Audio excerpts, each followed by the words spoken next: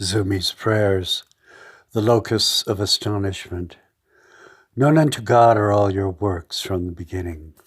These by the simple fiat of omnipotence, God said. But in the masterpiece of man, to emphasize the importance of this event, Elohim is represented as taking counsel with himself. Let us make man in our image, a plurality of persons in the deity, narrated in execution, male and female. This image is not dominion, it is of the whole personality, and was not wholly lost.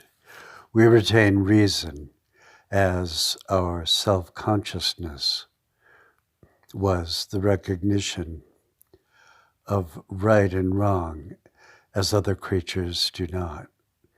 Communion with God and capacity for redemption. Like the animals, we are formed of the dust of the earth, but God breathed into man's nostrils the breath of life. Herein are we united to your deity. Within the mind of man imperfectly now is goodness, justice, and purity. There is a sense of the infinite, boundless in the sense of justice, in the sense of truth, in the power of self-sacrifice. In our creative power, there is a resemblance to God. Many powers of nature we have subdued to our use, the winds across the sea and its depths, flights of the air and its further space, our increasing knowledge of the forces of physics and biology. We are above nature and have your voice within us, the laws, the locus of astonishment, which we will never breach and which will ever grow to enlighten us. You made us an image of your own eternity. It is interesting how elusive our comparisons to your Trinitarian nature.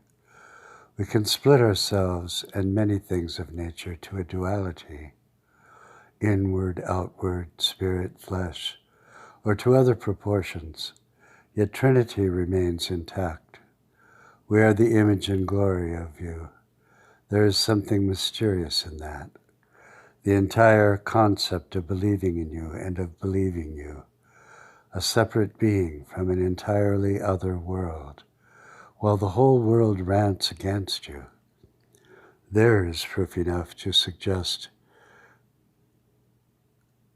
continued believing without seeing. When Christ came down to us, manhood and Godhead were united in one adorable person. This was the divine person before the world, purpose before the world was. Thus the creation of man was the consummation of all your work. Our noblest part is to love, as clearly Jesus loved and was loved. You represent our entire eternity, absent any other aspect of it. Still living here, we died with you, though our soul lives in the other world. We are subject to the false occurrences of earth, but are forgiven of them, you dwelling in us. Already we are delivered from the power of darkness. You have translated us, a captive race, to the new kingdom of your beloved Son, where we shall forever live with you. Amen.